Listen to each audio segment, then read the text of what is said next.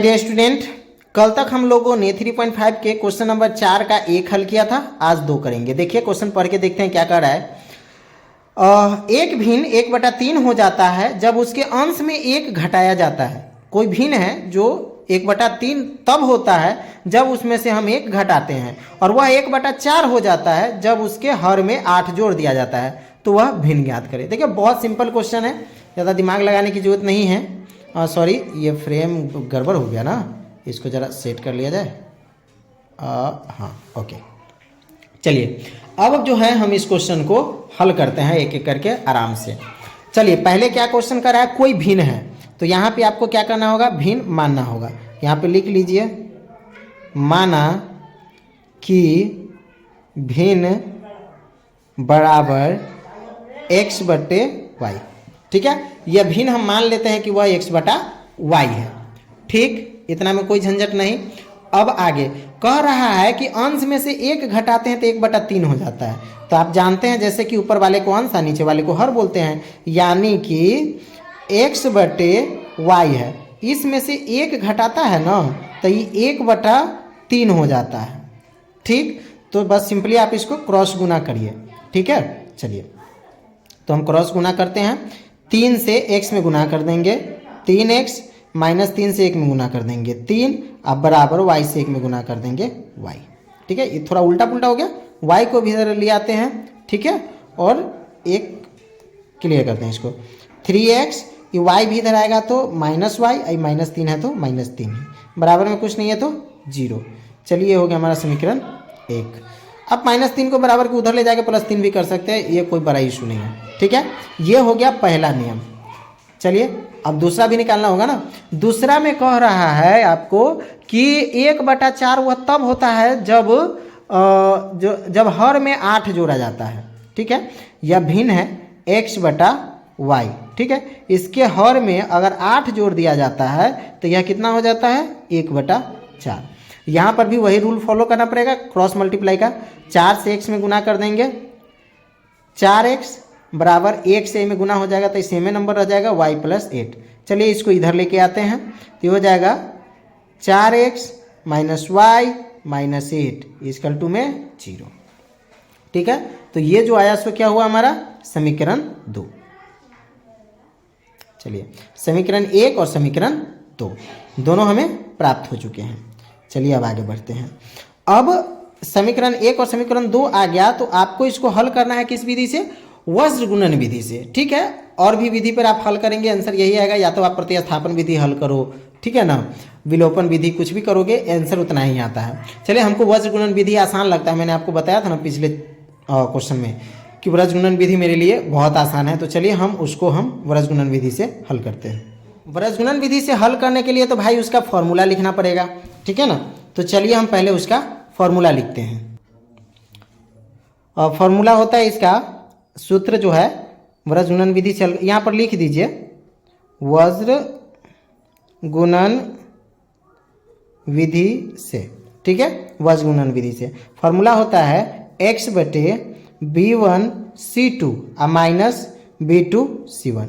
ठीक है, x के नीचे में ये होता है एंड = y/c1a2 -c2a1, फिर = 1/a1b2 -a2b1। ठीक है, ये सूत्र होता है। अब आपको इस फॉर्मूला पे क्वेश्चन हल करना है। ठीक है, चलिए हल करते हैं। अब x/b1, तो देखिए इसमें 1 वाला आएगा तो इसमें खोजेंगे, 2 वाला आएगा, जो मान तो निकालने आता ही है ना। और ज़्यादा परेशानी होता है तो चलिए ना यहाँ पे हम साइड में जो है ये भी कर ही देते हैं। ठीक है, रुकिए, बगल में हम रेड पेन का यूज़ करते हैं ताकि दिक्कत ना हो। ठीक है, ओके। चलिए a1 हो जाएगा हमारा 3, b1 है -y यानी कि -1, कुछ नहीं है तो।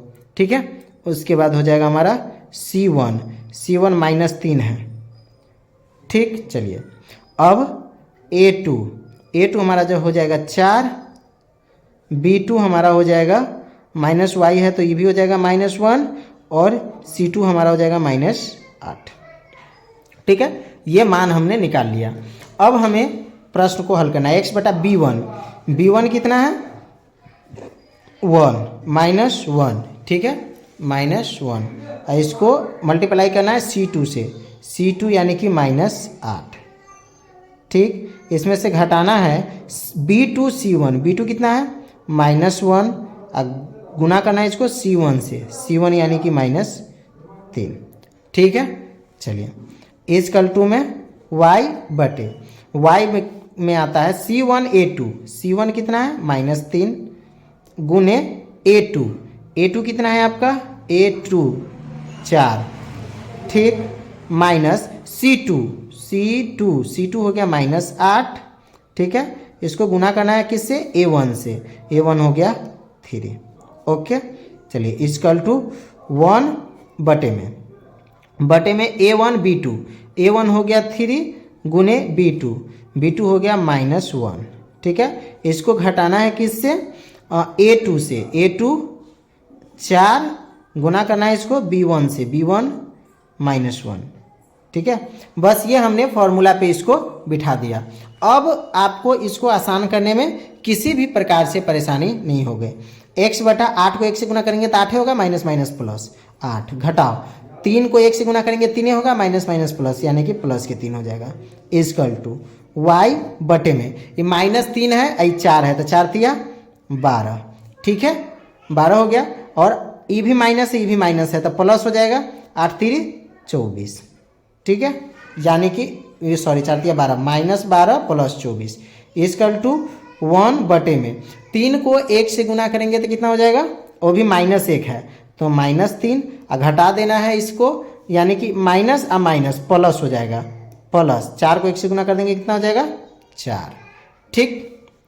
चलिए अब इसको हल करिए। x बटे 5 इजकल टू y बटे प्लस माइनस यानी कि 12, हाँ 12 इजकल टू 1 बटे 1, ठीक। चलिए अब सिंपली जो है बन गया हमारा क्वेश्चन।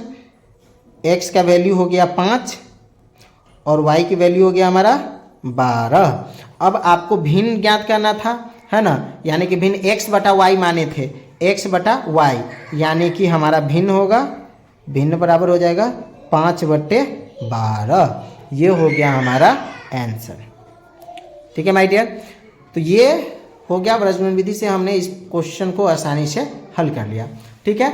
मिलते हैं नेक्स्ट पार्ट में, तब तक के लिए bye, best of luck and thanks for the watching.